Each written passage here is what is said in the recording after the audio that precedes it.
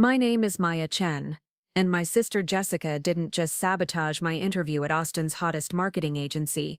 She orchestrated my humiliation in front of the entire executive team, then had security escort me out like some kind of corporate criminal. But what she didn't know was that her ex-boyfriend Ryan, the one she dumped for being beneath her standards, was about to become the key to everything she thought she'd destroyed.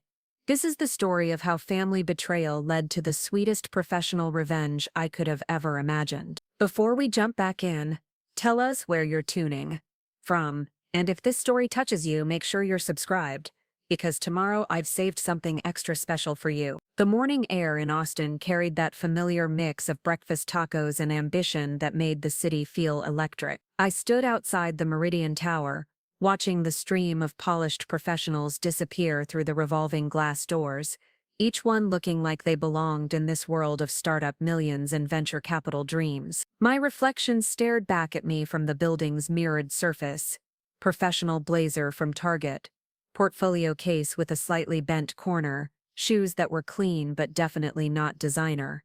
I looked capable, prepared, maybe even confident. What I didn't look like was someone whose own sister was about to destroy her career prospects for the second time in 5 years.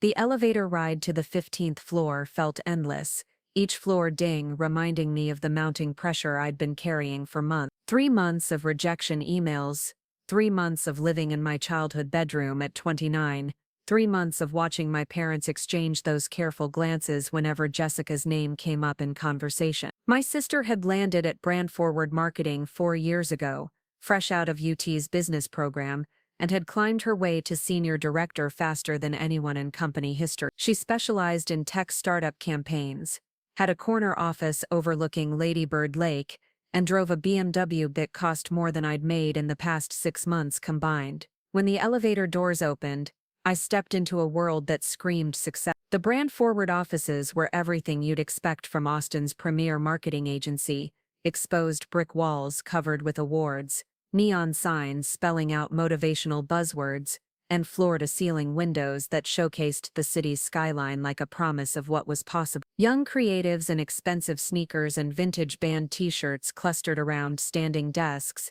their MacBooks adorned with stickers from companies I'd only read about in TechCrunch. This was the ecosystem Jessica had conquered, the professional kingdom where she reigned as the golden child who could do no wrong. The receptionist, a woman with perfectly styled purple hair and arms covered in minimalist tattoos, glanced up from her computer with the kind of practiced smile that could turn cold in an instant. She looked me over once, taking in my off-the-rack outfit and slightly nervous energy, before her expression shifted to something just shy of dismissive. I gave her my name and watched as she typed it into her system, her manicured nails clicking against the keyboard with military precision. "Maya Chen for the senior marketing strategist position," I said, trying to inject confidence into my voice. "I have a 10:30 with the hiring committee." She nodded without really looking at me again. "They're setting up in the innovation room. You can wait here." She gestured toward a cluster of modern chairs that looked like they'd been designed by someone who'd never actually sat in furniture before. I took a seat and tried not to think about how this same receptionist probably greeted Jessica every morning with genuine warmth, asking about her weekend plans and complimenting her latest designer handbag. 20 minutes passed. Other candidates came and went, each one looking more polished than the last. A guy in a custom suit carrying a leather briefcase that probably cost more than my monthly rent. A woman in head-to-toe designer everything, speaking rapid-fire into her phone about conversion rates and customer acquisition costs. I watched them disappear into the glass-walled conference room and emerge 45 minutes later with satisfied smiles and business cards tucked into their pocket. When my name was finally called, I followed an assistant down a hallway lined with framed magazine covers featuring Brand Forward's most successful campaign. There was Jessica's masterpiece from last year, a viral social media campaign for a local dating app that had generated millions in free publicity and landed her a spot on Austin Business Journal's 30 Under. Her photo smiled down at me from the glossy frame, all perfect teeth and strategic lighting, with a quote underneath about revolutionizing authentic brand storytelling. The innovation room lived up to its name in the most intimidating way possible. The glass conference table reflected the afternoon sunlight streaming through windows that offered a panoramic view of downtown Austin. 6 people sat around the table, each one representing a different level of the company hierarchy I was hoping to join. David Kim from HR sat at the head, his laptop open and fingers poised over the keyboard like he was ready to type up my rejection letter in real time. Lisa Thompson, the VP of Marketing, occupied the chair to his right, her silver hair styled in a way that suggested she'd been making tough decisions since before I was born. And there, sitting third from the left with a smile that could have powered the building's air conditioning, was Jess, my sister. The person who'd spent our entire childhood convincing our parents that my B-plus grades were a family embarrassment. The woman who'd forwarded my portfolio to the wrong client 5 years ago, accidentally sabotaging my first major freelance opportunity. She wore a navy dress that probably cost more than my rent, and her makeup was applied with the precision of someone who'd never had to choose between groceries and professional headshots. She didn't acknowledge me when I walked in. Not a nod, not a smile.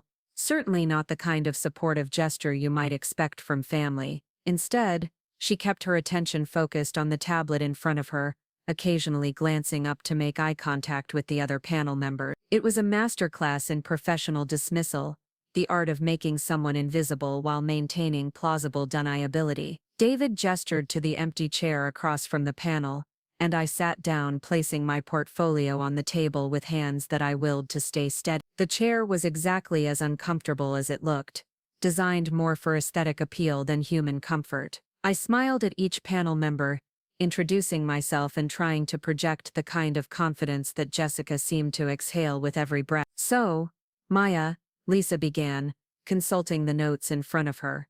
Tell us what draws you to Brand Forward specifically. I launched into the answer I'd practiced dozens of times, talking about the company's reputation for innovative campaigns and their track record with emerging tech companies. I mentioned specific campaigns I'd studied, including Jessica's viral dating app success, and outlined how my background in data-driven marketing could complement their creative approach. The words flowed smoothly, and I felt myself settling into the rhythm of the interview. That's when Jessica struck. Interesting perspective, she said, her voice carrying just enough skepticism to plant doubt without seeming overtly hostile. Though I have to ask, your resume shows a gap of almost 4 months. In our industry, that's usually a red flag for performance issues. The question hit like a slap. Yes, there had been a gap, but it was because the Denver agency where I'd worked had downsized during a market correction, laying off half their staff regardless of performance. It was public information that anyone could verify with a simple Google search. Jessica knew this because I'd told her about it during a family dinner 3 months ago, when she'd offered what I thought was genuine sympathy. The agency I worked for underwent significant restructuring, I explained, keeping my voice level. They eliminated several positions, including mine, as part of a broader cost-cutting initiative. It's actually pretty common in smaller markets when, right, but 4 months is quite a while to find new opportunities, Jessica interrupted smoothly, especially for someone with experience level. Most marketing professionals in demand tend to land somewhere within 6 to 8 weeks. The room shifted. I could feel the subtle change in energy as the other panel members absorbed Jessica's implication. She wasn't just questioning my employment gap, she was suggesting that my inability to find work quickly indicated something wrong with my professional capabilities. It was character assassination disguised as due diligence. David typed something into his laptop. Lisa made a note on her pad. The other panel members, whose names I was already starting to forget, exchanged glances that suggested they were drawing conclusions based on Jessica's expert opinion. After all, she was the success story, the rising star who'd proven herself capable of navigating this industry. If she had concerns about my qualifications, those concerns carried weight. I actually spent that time completing additional certifications in digital analytics and content strategy, I said, trying to steer the conversation back to my strength. I have examples of freelance work I completed during that period that show freelance work, Jessica repeated, as if the words tasted unpleasant. Yes, I noticed that. It's admirable how you've stayed busy, though I do worry about candidates who rely too heavily on contract work. It can indicate difficulty with long-term commitment or collaborative team environments. She delivered each blow with surgical precision,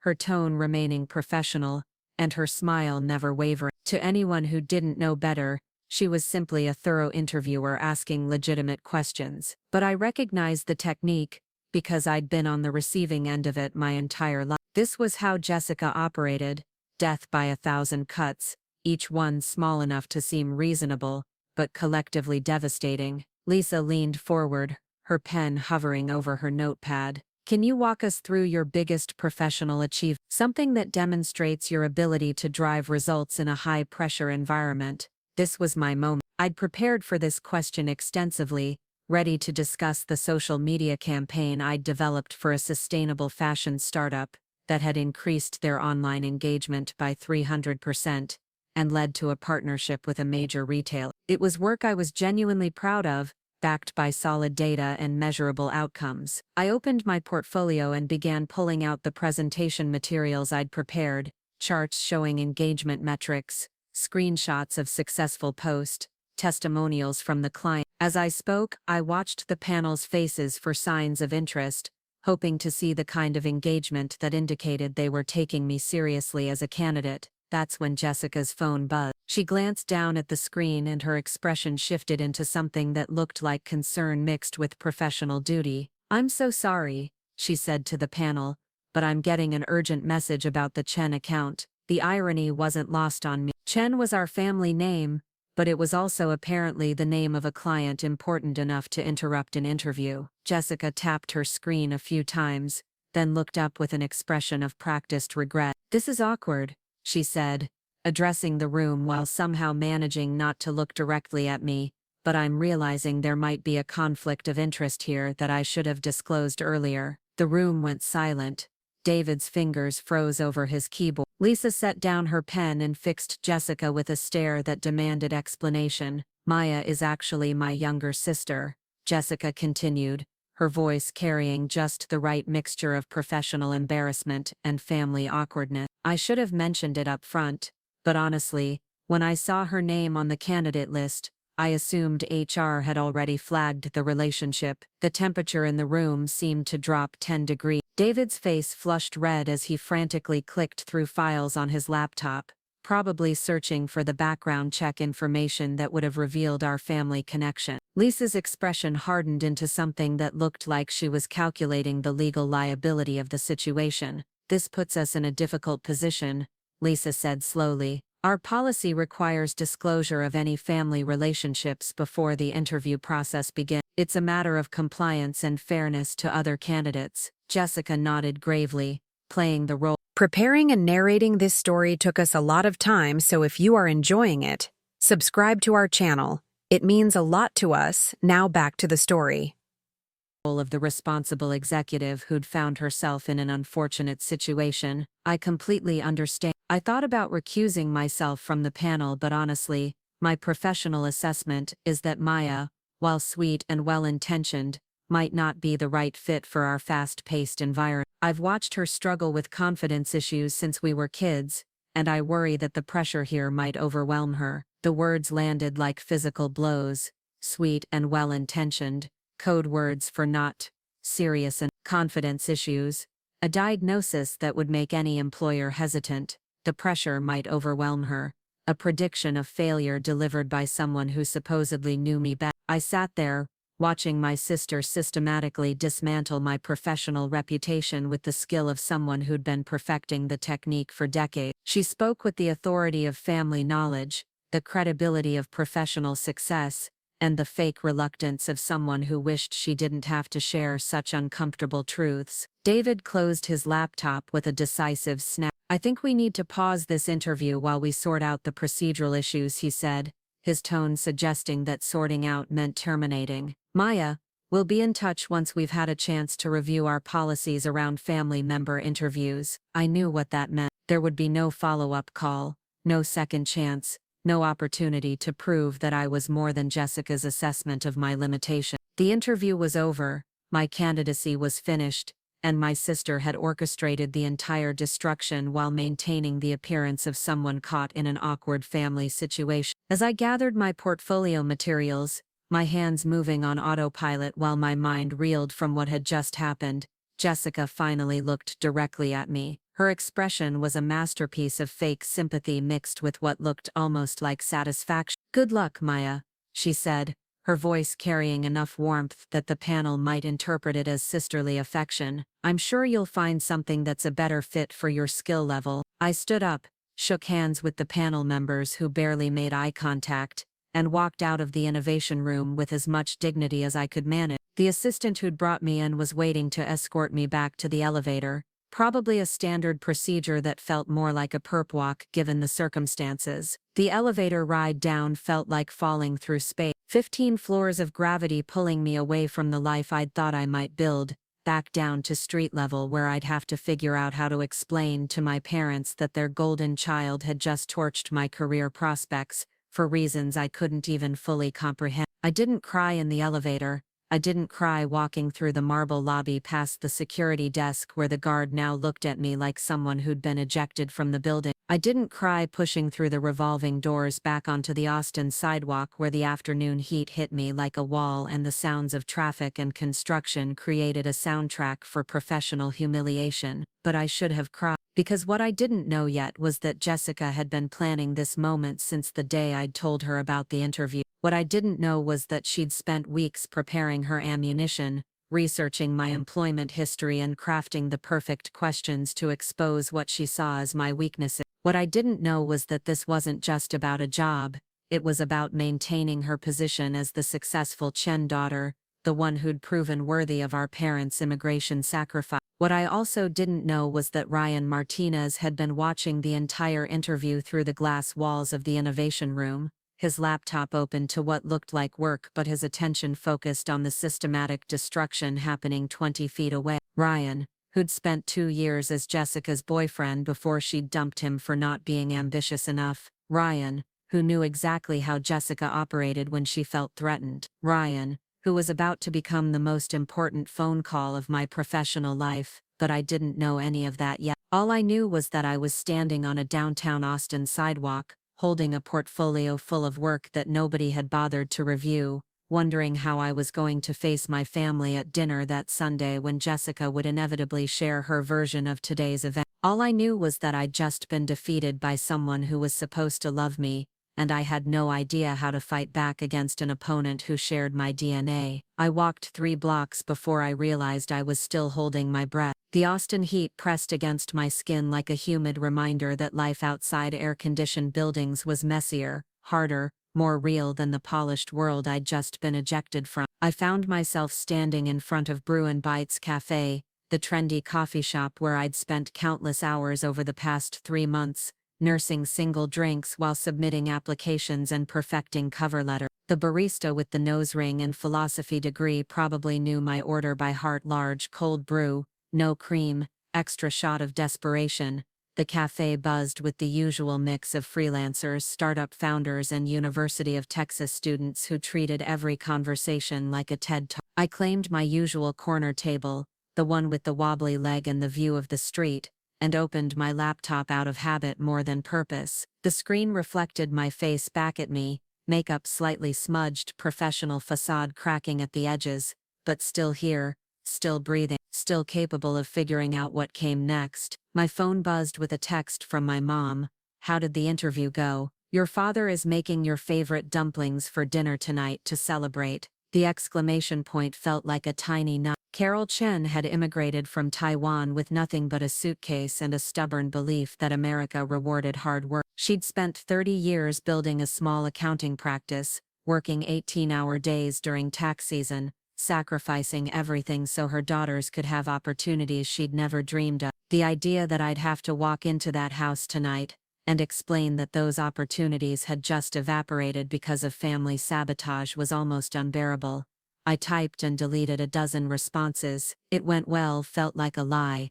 "Jessica was there" felt like making excuse. "I'll tell you at dinner" felt like postponing the inevitable disappointment that would cloud my mother's eyes when she realized her younger daughter had failed again. Instead, I sent back a simple "still processing, see you tonight," and immediately regretted the vagueness that would make her worry for the next 6 hours. The couple at the table next to me was discussing their latest app idea, something about connecting dog owners with local pet sitters. The woman gesticulated wildly with her hands while the man typed notes into his phone, both of them radiating the kind of infectious optimism that made Austin feel like a city where anything was possible. 6 months ago, I would have eavesdropped on their conversation and felt inspired. Today, their confidence felt like a personal insult. My laptop screen displayed the email I'd been avoiding all morning, a message from my college roommate Sarah, who'd landed a marketing director position at a startup in Seattle. She'd forwarded me a job posting for a senior strategist role at her company, along with a note that said, "This has your name written all over it. I already talked to the hiring manager about you." Sarah's enthusiasm bled through every word, and reading it now felt like receiving good news on the worst possible day. I clicked through to the job description, scanning requirements that aligned perfectly with my experience and skill. The salary range was higher than what Brand Forward had been offering. The company culture emphasized collaboration and innovation over internal politics. It would mean leaving Texas, leaving my family, starting over in a city where nobody knew my sister's version of who I was supposed to be. The opportunity felt like a life raft thrown to someone drowning in familiar waters, but applying would mean admitting defeat. It would mean acknowledging that Jessica had won, that Austin wasn't big enough for both Chen sisters, that I was the one who needed to leave. The thought sat in my stomach like spoiled food, toxic and impossible to digest. My phone rang, interrupting my spiral into self-pity. The number was local but unfamiliar, probably another recruiter with a position that would waste both our time. I almost let it go to voicemail, but something about the persistence of the caller made me answer. Maya Chen. My voice sounded steadier than I felt. "Hi Maya, this is Ryan Martinez. I work at Brand Forward and I was wondering if you might have time to grab coffee this afternoon." His voice carried a slight accent that suggested bilingual upbringing, and there was something carefully neutral about his tone that made me pay attention. Ryan Martinez. The name felt familiar, but I couldn't immediately place it. "I'm sorry, but I'm not sure we've met. Are you calling about the interview? Because if this is some kind of follow-up, we haven't officially met," he interrupted gently, "but I observed your interview today. I was hoping we could talk about it off the record. I think there are some things you should know." The words sent a chill down my spine. Someone had witnessed Jessica's performance, someone who worked at Brand Forward, but wasn't part of the hiring committee. This could be very good news, or very bad news, and my day had already provided enough of the latter to last a month. "What kind of thing?" I asked, trying to keep my voice casual while my heart rate spiked. "The kind that are better discussed in person. I know a place that's quiet, away from the usual Brand Forward crowd. Would you be willing to meet me in an hour?" Every instinct I'd developed over months of job searching told me this was irregular, potentially problematic, maybe even dangerous. But every instinct I'd developed over a lifetime of being Jessica's sister told me that someone offering inside information about today's disaster was worth the risk. "Bruin Bites on East 6th Street," I said. "I'll be the one looking like she just got hit by a professional truck." His laugh was warm, genuine. "I'll find you. And Maya, today doesn't have to be the end of anything. Sometimes it's just the beginning of understanding the game you're actually playing." He hung up before I could ask what that meant,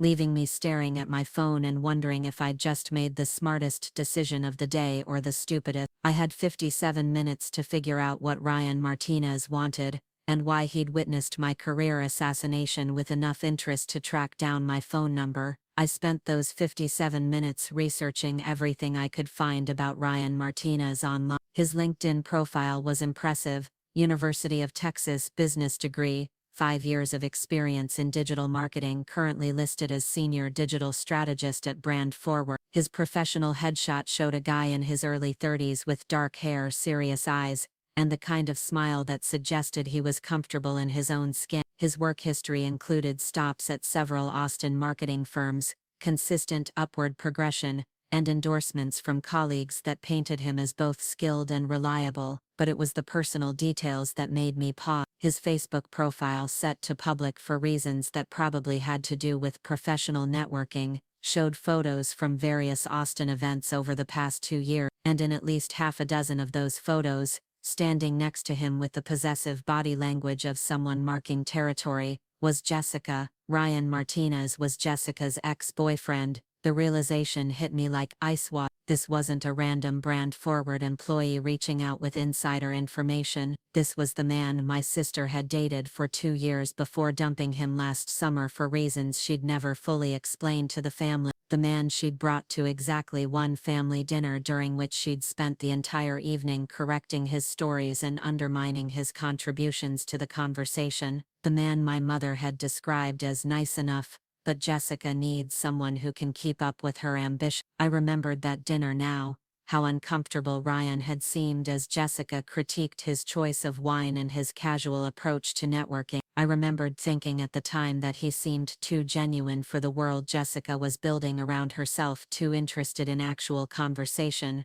rather than strategic relationship building. My father had liked him, asking questions about his family's history in Austin and nodding approvingly when Ryan spoke Spanish with our waitress, but Jessica had spent the drive home listing all the ways Ryan fell short of her professional and social standards. Now he was calling me, less than 4 hours after watching Jessica destroy my interview. The timing felt too convenient to be coincidental, too calculated to be innocent. Either Ryan Martinez was orchestrating some kind of elaborate revenge against his ex-girlfriend, or he'd witnessed something today that had motivated him to take action. Neither possibility felt entirely safe, but both felt more interesting than going home to explain my failure to parents who'd sacrificed everything to give me opportunities I apparently couldn't capitalize on. Ryan arrived exactly on time, which I appreciated more than he probably realized. Punctuality was a quality that mattered in my family. My father had built his dental practice on the principle that respecting people's time was the foundation of professional relationship. Ryan was taller than he'd appeared in photos, with the kind of casual confidence that came from being comfortable in Austin's laid-back professional culture. He wore dark jeans and a button-down shirt with the sleeves rolled up, striking the perfect balance between approachable and serious. He ordered a cortado and found his way to my corner table with the ease of someone who'd spent plenty of time in coffee shops conducting business. When he sat down across from me, I noticed that his eyes were the kind of brown that shifted between light and dark depending on the angle of sunlight, and that he had the slightly weathered hands of someone who'd worked physical jobs before landing in the corporate world. "Thank you for meeting me," he said, settling into his chair and taking a sip of his coffee. "I know this probably seems strange, getting a call from someone you don't know after the day you've had." "Strange is one word for it," I replied, studying his face for clues about his motivation. "Suspicious might be another. You're Jessica's ex-boyfriend, which makes this conversation either very helpful or very complicated." He didn't seem surprised that I'd figured out the connection. "Jessica and I dated for about 2 years. We broke up 6 months ago, though I think broke up might be generous." She informed me that our relationship was no longer aligned with her professional trajectory. The phrase sounded exactly like something Jessica would say, cold, calculated, designed to make the other person feel like they'd failed some kind of career advancement test. "That sounds about right." Jessica tends to treat relationships like business partnerships that aren't meeting their quarterly projections. Ryan smiled, and I caught a glimpse of what might have attracted my sister to him in the first place. "That's actually a pretty accurate description, but I'm not here to relitigate our relationship. I'm here because of what I witnessed today, and because I think you deserve to know what actually happened in that room." He leaned forward, lowering his voice even though the cafe was loud enough that no one could overhear our conversation. "I was working late last night when Jessica came by my desk. She seemed excited about something, which is unusual for her unless she's landed a major client or gotten someone fired. She mentioned that her sister was interviewing for the senior strategist position, and that she was looking forward to the process." The words sent a chill through me. Looking forward to it. "She'd prepared," Ryan said simply. "Jessica spent weeks researching your background, your employment history, even your college grades." She had a folder on her desk with printouts of your social media posts, screenshots of your LinkedIn activity, notes about every freelance project you'd mentioned in family conversations. This wasn't a case of suddenly realizing there was a conflict of interest. This was a planned intervention. The betrayal felt fresh all over again, like learning that someone had been poisoning your food for months while smiling across the dinner table. She's been sabotaging me since we were kids, but this feels different, more calculated. It was calculated, Ryan confirmed. Jessica sees you as a threat to her narrative about being the successful Chen daughter. Your parents immigrated here with nothing, worked themselves to exhaustion to provide opportunities for their children, and Jessica has built her entire identity around being the daughter who justified their sacrifice. The idea that you might also succeed, in the same industry, at the same company, challenges the story she's told herself about being special. His analysis was uncomfortably accurate. Jessica had always framed her success as validation of our parents' decision to leave everything behind for uncertain opportunities in America. She was the proof that their sacrifice had meaning, the evidence that hard work and education could overcome any obstacle. If I succeeded too, it would suggest that Jessica's achievements weren't as remarkable as she'd convinced everyone to believe. So she destroyed my interview to protect her own ego, I said, feeling the anger build in my chest like a slow-burning fire. She tanked my career prospects because she couldn't handle the possibility of sharing the spotlight. Ryan nodded, but his expression suggested there was more to the story. That's part of it, but there's something else you should know. Jessica's position at Brand Forward isn't as secure as she pretends. The Chen account she mentioned during your interview, that's a real client, but it's also a problem. She overpromised results, underdelivered on execution, and now the client is threatening to pull their contract. If they do, Jessica will likely be demoted or fired. The information hit me like a revelation. So sabotaging my interview wasn't just about ego, it was about eliminating a potential replacement before the company realized they needed one. Exactly. Jessica knows that you have the skills to clean up her mess, but she also knows that hiring you would mean admitting she can't handle her current responsibilities. Better to destroy your candidacy before anyone has a chance to compare your qualifications to her performance. I sat back in my chair, trying to process the magnitude of Jessica's calculation. This wasn't sibling rivalry or professional jealousy. This was strategic career protection disguised as family dysfunction. My sister had weaponized our relationship to eliminate competition she couldn't afford to face. Why are you telling me this? I asked, studying Ryan's face for signs of deception or hidden agendas. What do you get out of exposing Jessica's scheme? Ryan was quiet for a long moment, rotating his coffee cup in slow circles while he considered his answer. Honestly, part of it is personal. Jessica spent 2 years making me feel like I wasn't good enough for her standards, like my lack of ambition was holding her back from achieving her full potential. Watching her do the same thing to you today reminded me why our relationship had to end. He paused, meeting my eyes with an intensity that made me pay attention. But mostly it's because what she did today was wrong. You deserve better than being sabotaged by someone who's supposed to support you. And Brand Forward deserves better than hiring decisions based on personal vendettas rather than professional qualifications. The sincerity in his voice was almost overwhelming after a day filled with calculated cruelty. Okay, so what happens now? You've given me insight into Jessica's motivations, but that doesn't change the fact that my candidacy is finished. David Kim made it pretty clear that family conflicts disqualify me from consideration. Ryan smiled, and this time there was something almost mischievous in his expression. That's where things get interesting. I've been thinking about leaving Brand Forward for a while now. The company culture is toxic, the management plays favorites, and there's no real opportunity for advancement unless you're willing to throw other people under the bus. Your interview today confirmed that this isn't the kind of place I want to build my career. I wasn't sure where this was going, but I sensed he was building towards something significant.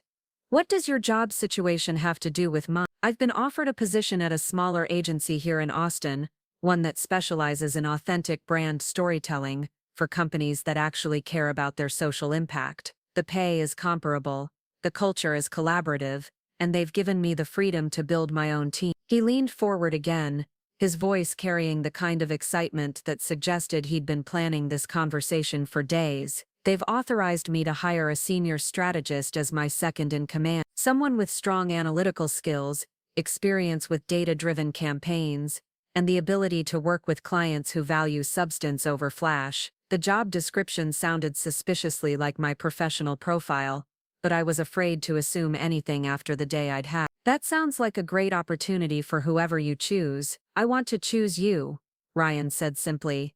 I want to offer you the position Jessica tried to destroy, with better pay, more creative freedom, and the chance to work with clients who will appreciate what you bring to the table. The only question is whether you're interested. The offer hung in the air between us like a bridge I wasn't sure I was brave enough to cross. Working with Ryan would mean accepting help from Jessica's ex-boyfriend, which would inevitably be interpreted as some kind of revenge plot. It would mean burning whatever remained of my relationship with my sister, probably permanently. It would mean choosing professional opportunity over family harmony, success over keeping the peace. But it would also mean refusing to let Jessica's sabotage define my career trajectory. It would mean proving that her assessment of my capabilities was wrong. It would mean building something meaningful with someone who'd witnessed her cruelty and chosen to offer an alternative. What's the company?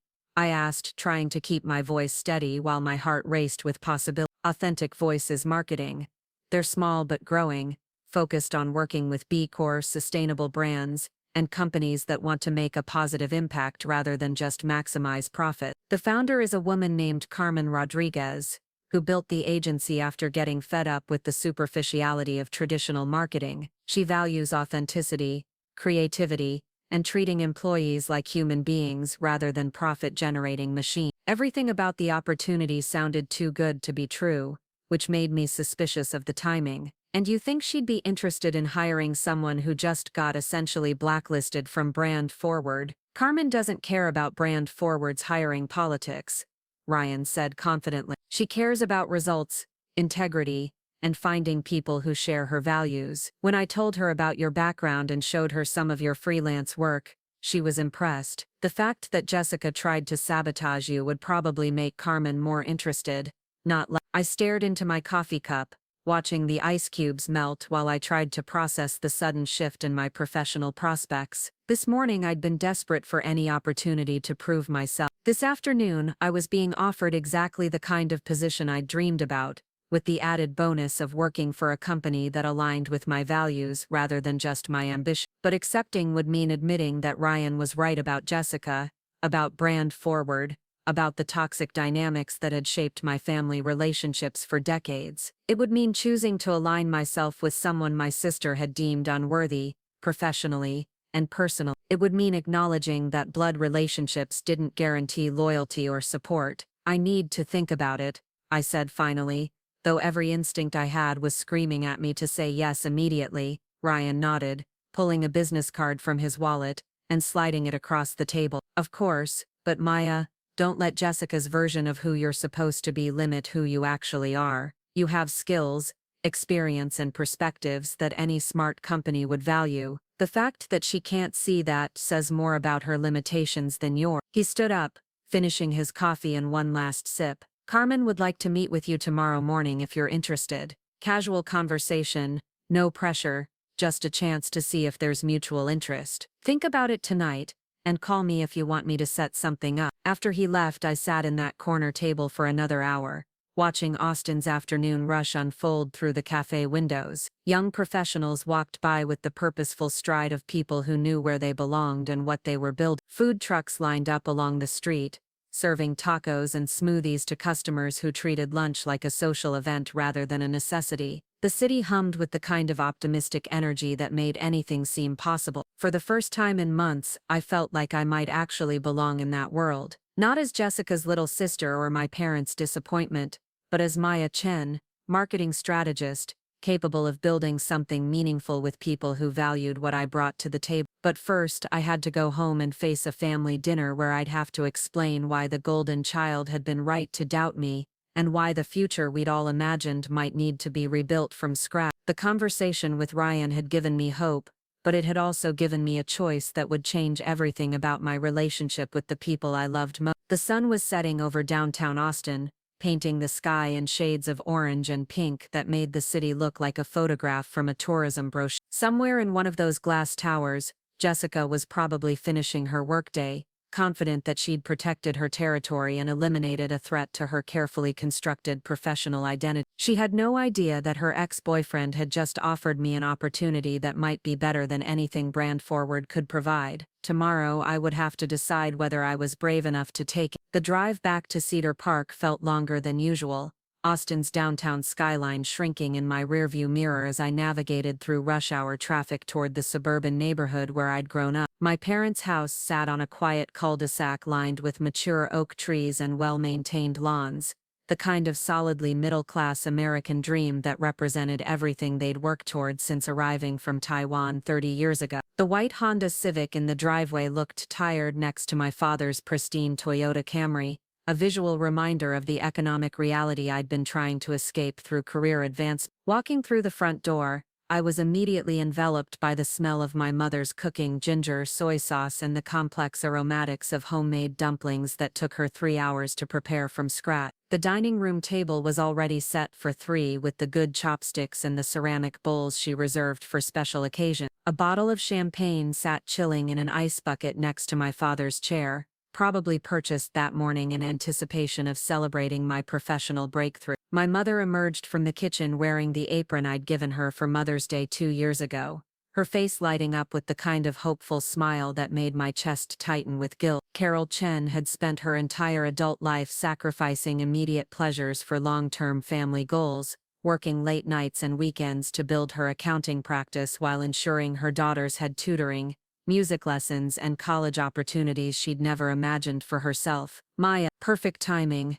she said, wiping her hands on her apron before pulling me into a hug that smelled like jasmine tea and dedication. Your father just got home. Come sit down and tell us everything about the interview. I want to hear every detail. My father appeared from his home office, still wearing the button-down shirt and slacks he favored for patient consultation. Robert Chen had built his dental practice through word-of-mouth referrals and an unwavering commitment to treating every patient like family, regardless of their insurance coverage or ability to pay premium fees. He'd taught me that professional success meant earning respect through competence and integrity, values that felt increasingly naive in the corporate world I was trying to navigate. There's my ambitious daughter, he said, settling into his chair and reaching for the champagne bottle. Your mother has been checking her phone all day, hoping for good news. Should I open this bottle, or are we waiting for the official offer? The weight of their expectations pressed against my chest like a physical force. They'd invested everything in the belief that hard work and education would create opportunities their own generation had been denied. Jessica's success had validated that investment,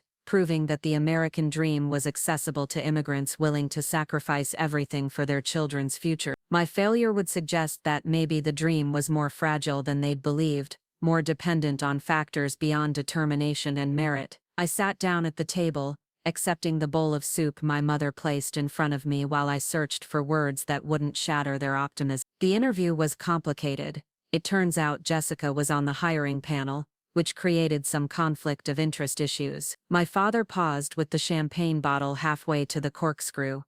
Jessica was involved in your interview? That's wonderful.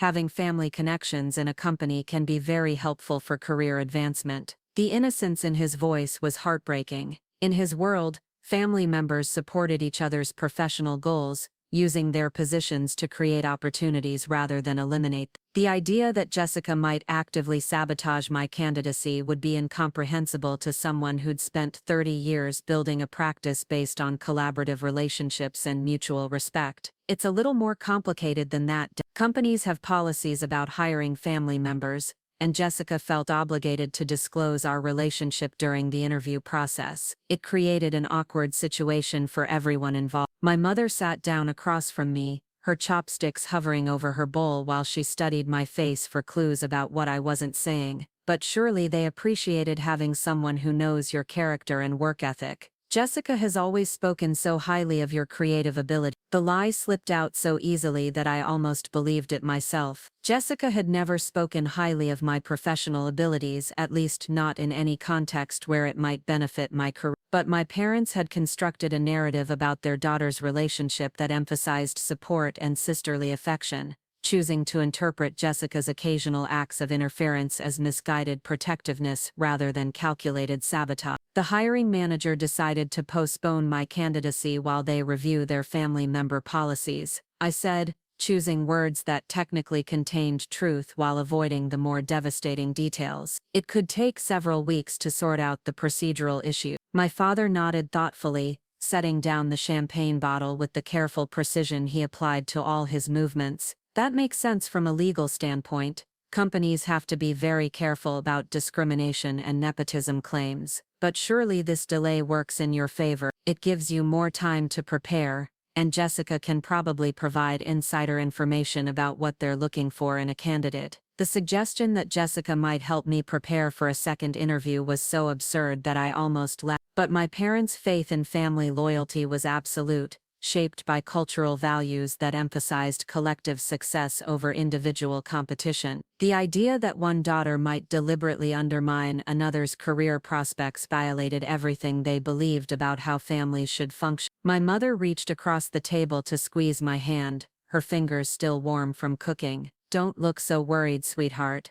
Sometimes these temporary setbacks lead to better opportunities. Maybe this delay is the universe's way of making sure you end up exactly where you're supposed to be." Her words carried the weight of someone who'd experienced enough genuine hardship to maintain perspective about professional disappointments. Carol Chen had arrived in America with a business degree that wasn't recognized by employers, forcing her to rebuild her credentials while working minimum-wage jobs to support her young family. She'd learned to view obstacles as temporary challenges rather than permanent defeats, a perspective that had served her well during decades of building something from nothing. "Actually," I said, the words emerging before I'd fully decided to speak them, "I did have an interesting conversation today with someone from the marketing industry. There might be another opportunity worth exploring." Both my parents leaned forward slightly, their attention focused with the intensity they'd always applied to discussions about their daughters' futures. "What kind of opportunity?"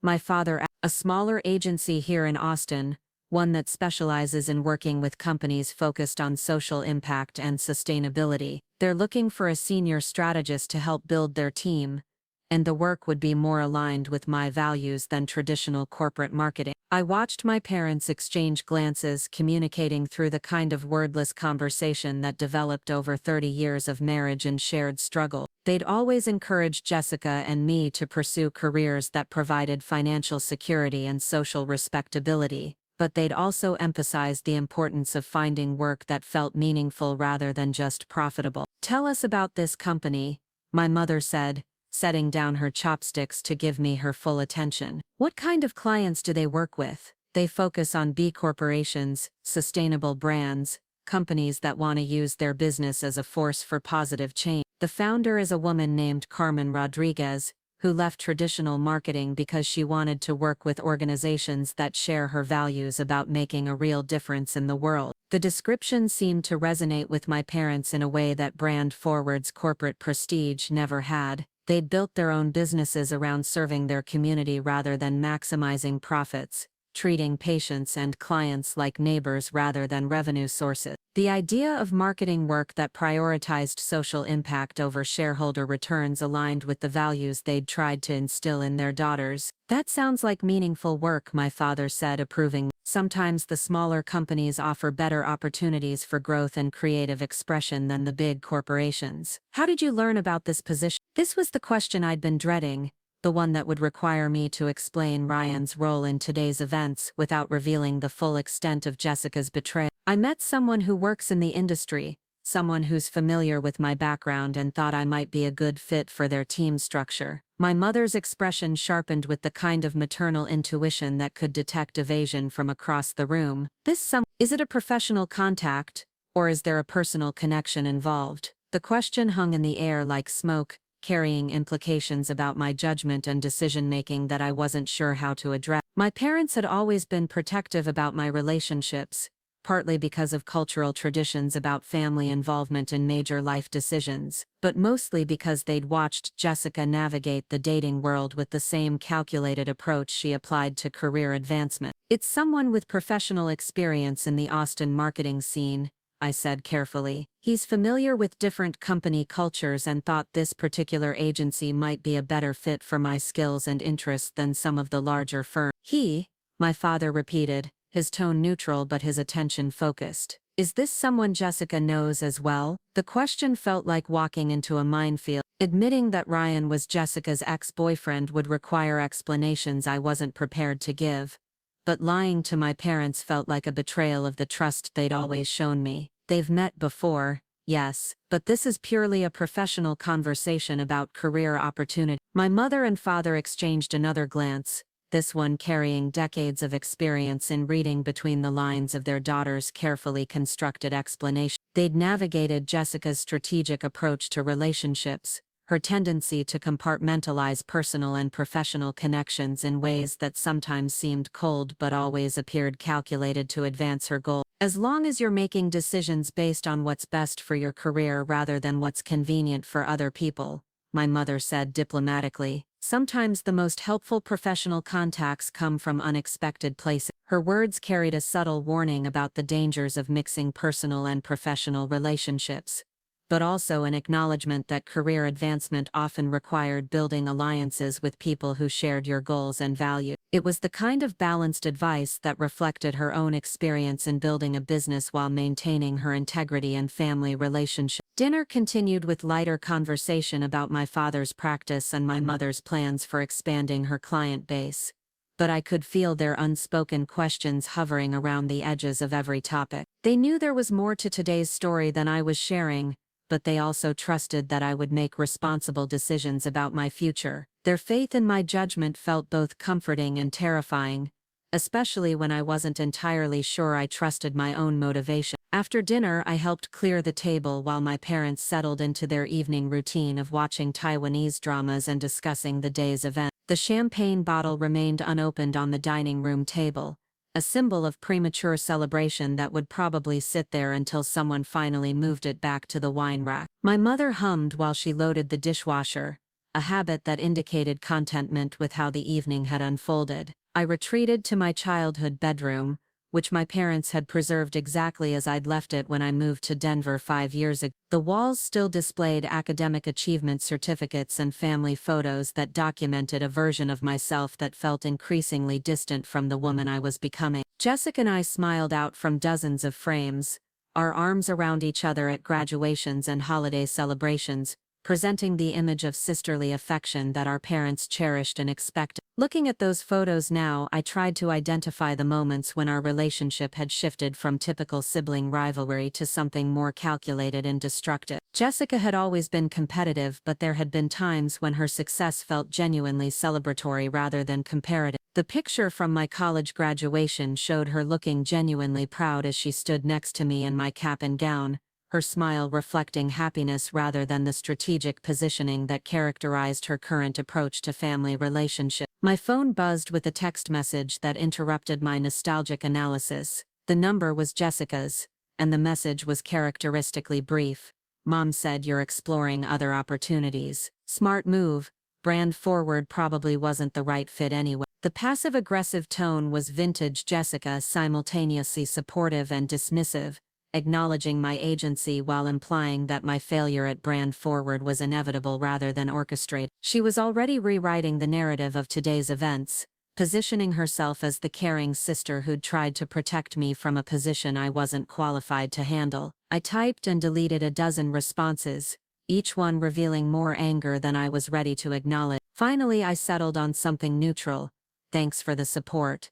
Hope your evening is going well. Her response came immediately. Always here if you need career advice. Sometimes family perspective is helpful when making big decisions. The offer felt like an insult disguised as sisterly concern, suggesting that my career decisions required oversight from someone with superior judgment and experience. But it also revealed something important about Jessica's current mindset. She believed she'd successfully neutralized the threat I represented, and now she could afford to be magnanimous about offering guidance to her defeated younger sister. I set my phone aside and opened my laptop, navigating to Authentic Voices Marketing's website to research the company Ryan had described. Their portfolio showcased work with environmental nonprofits, sustainable fashion brands, and social justice organizations. Campaigns that emphasized authentic storytelling and community impact rather than pure profit maximization. The team page featured diverse professionals who looked genuinely happy rather than strategically positioned, their biographies emphasizing personal values alongside professional accomplishments. Carmen Rodriguez's founder's story resonated immediately. She'd spent 8 years at traditional advertising agencies before launching Authentic Voices in response to what she called the soul-crushing disconnect between marketing tactics and human value. Her mission statement emphasized building long-term relationships with clients who wanted to use business as a force for positive change, creating campaigns that educated and inspired rather than manipulated and exploited.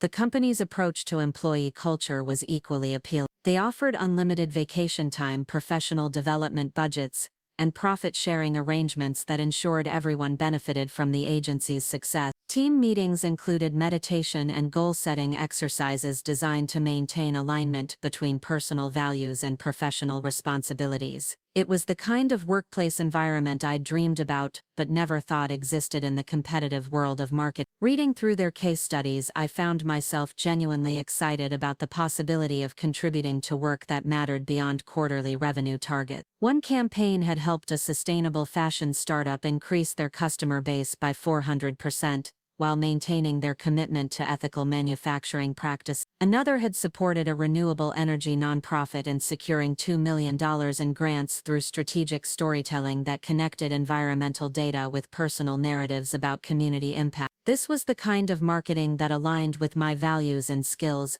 work that required analytical thinking and creative problem-solving in service of goals that extended beyond corporate profit margin. The opportunity Ryan had described wasn't just a job, it was a chance to build a career that reflected my priorities and contributed to positive change in the world. But accepting his offer would mean acknowledging that Jessica's assessment of my professional prospects had been wrong, that I was capable of succeeding in roles she'd deemed beyond my capability. It would mean choosing to work with someone she'd rejected both personally and professionally in a context that would inevitably be interpreted as revenge or betrayal. It would mean stepping outside the family narrative that positioned her as the successful daughter and me as the one who needed guidance and protection. My phone rang, displaying my college roommate Sarah's number. She was calling from Seattle, probably having just finished dinner on the West Coast, and her timing felt like the universe offering me perspective from someone who'd known me before family dynamics became so complicated. "Maya, how did the interview go? I've been thinking about you all day." Sarah's enthusiasm was infectious, carrying the kind of genuine support that felt rare after a day filled with manipulation and strategic position. She'd been my roommate for 3 years at UT, witnessing my relationship with Jessica during the period when sibling rivalry had started shifting into something more problematic. Sarah understood the family dynamics that shaped my decision-making, but she also remembered versions of myself that existed independently of those relationships. "The interview was a disaster," I said, surprising myself with how easily the truth emerged. "Jessica was on the hiring panel, and she basically sabotaged my candidacy while maintaining plausible deniability about conflict of interest issues." "Wait, what?" Sarah's voice carried the outrage I'd been too exhausted to feel on my own behalf. "She did what? Maya, that's completely insane. What kind of person destroys their sister's career prospects?" Hearing someone else articulate the enormity of Jessica's actions helped me understand why today had felt so devastating. This wasn't typical family drama or sibling competition.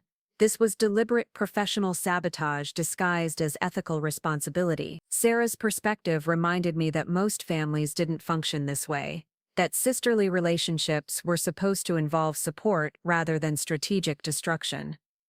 "The worst part is that she'd been planning it for weeks," I continued, feeling the anger finally start to surface. "She researched my background, prepared specific questions designed to expose my weaknesses, and orchestrated the whole thing, while pretending to be caught off guard by the conflict of interest." "That's sociopathic," Sarah said flatly. "I know I've never been Jessica's biggest fan, but this is beyond anything I thought she was capable of. What are you going to do?" The question felt enormous, carrying implications about family loyalty, professional integrity, personal agency, that I wasn't sure how to navigate. Actually, something interesting happened after the interview.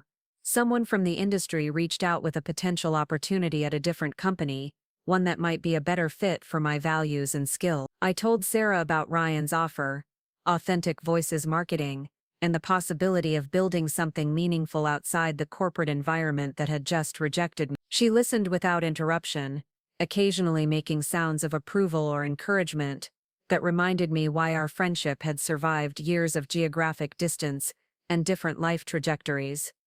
"This sounds perfect for you," she said, when I finished explaining the opportunity. "Way better than working for some corporate agency where you'd have to pretend to care about selling people things they don't need.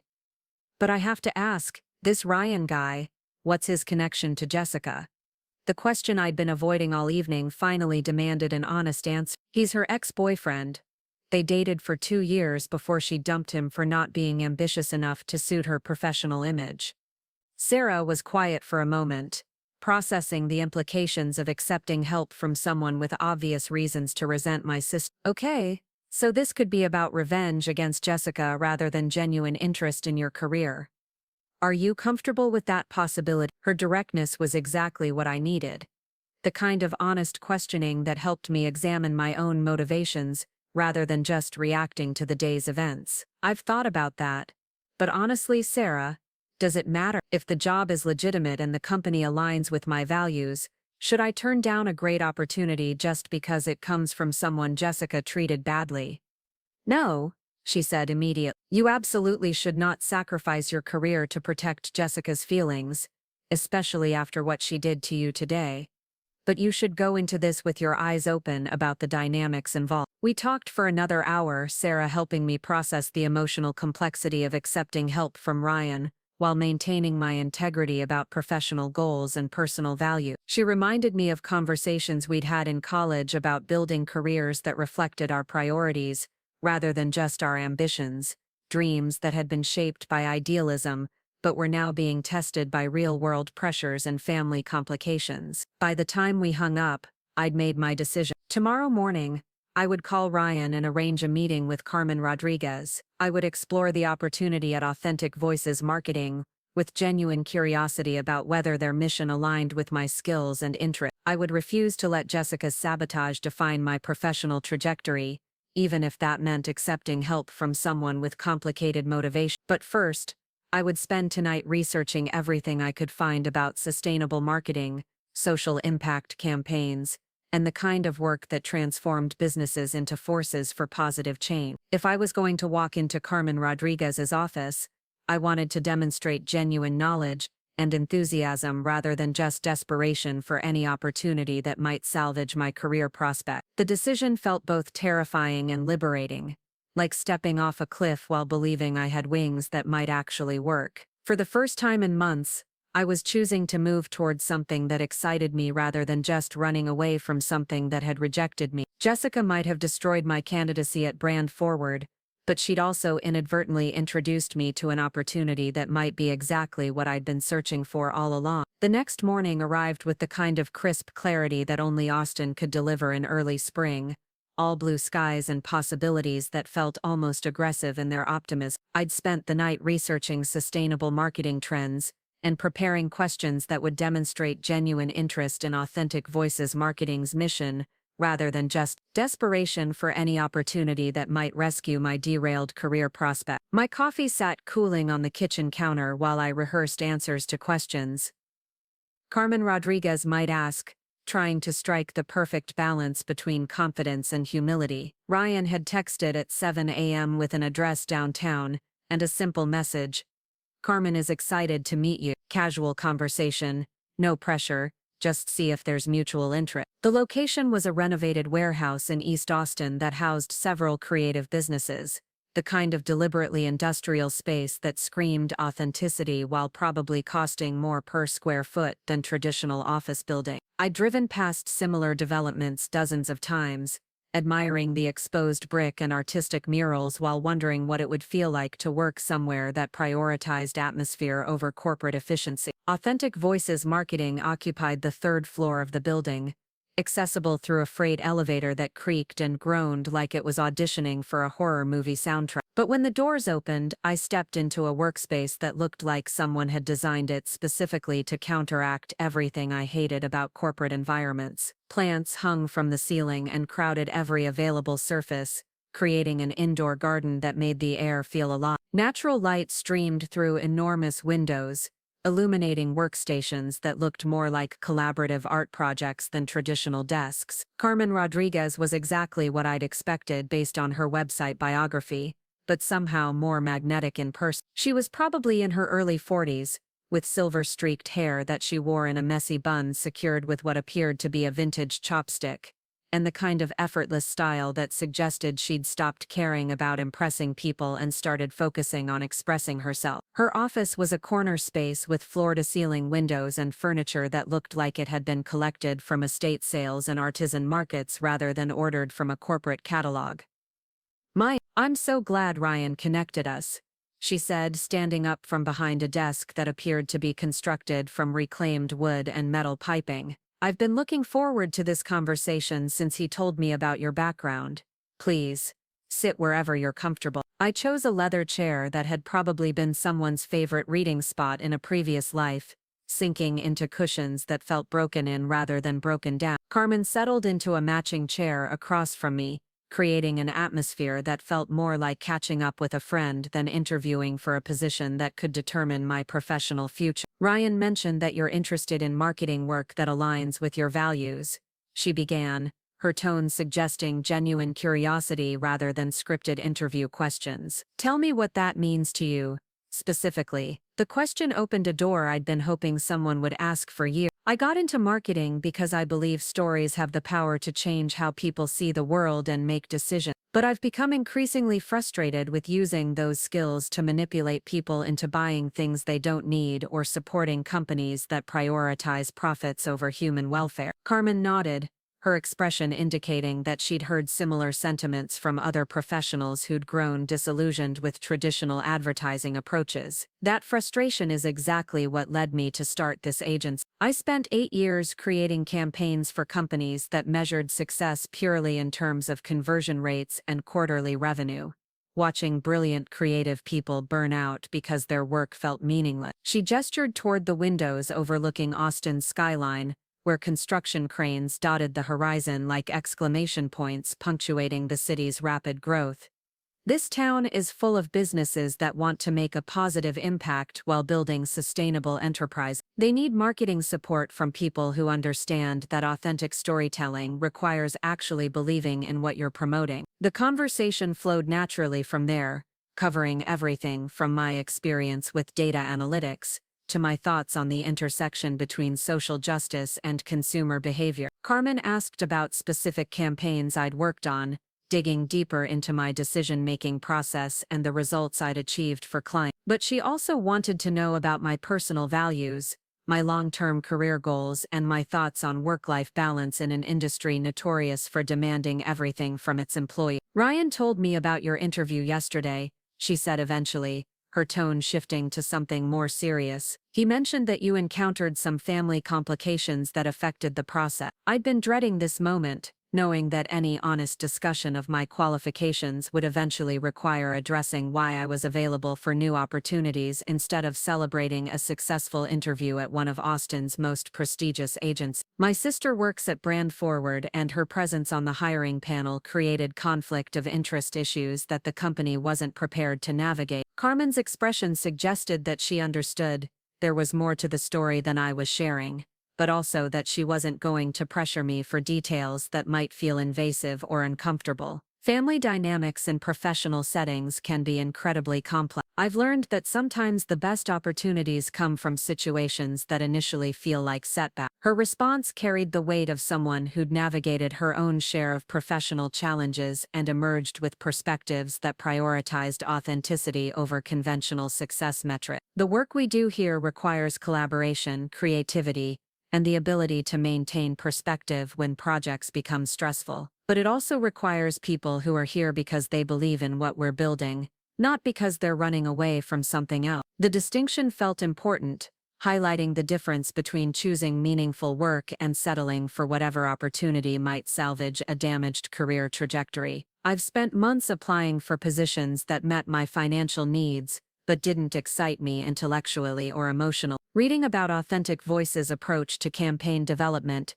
made me realize I'd been looking for the wrong things in potential employers. Carmen smiled, and I caught a glimpse of the enthusiasm that had probably motivated her to leave corporate marketing and build something from scratch. What specifically interests you about our approach? I pulled out my phone and showed her notes I'd taken while researching their portfolio the night before. Your campaign for Green Path Energy didn't just promote their solar installation services. It educated consumers about the environmental impact of energy choices, while highlighting the financial benefits of renewable technology. The result was a 300% increase in qualified leads, but also measurable changes in community awareness about climate issues. That campaign took 6 months to develop, Carmen said, leaning forward with the kind of excitement that suggested she rarely got to discuss her work with people who understood its complexity. Most agencies would have focused on price comparisons and installation timelines, treating solar panels like any other home improvement product. But GreenPath's mission was about transforming how people think about their relationship with the environment. She stood up and walked to a whiteboard covered with diagrams and sticky notes that appeared to represent current project timelines. The client was willing to invest in longer-term education rather than quick conversion tactics,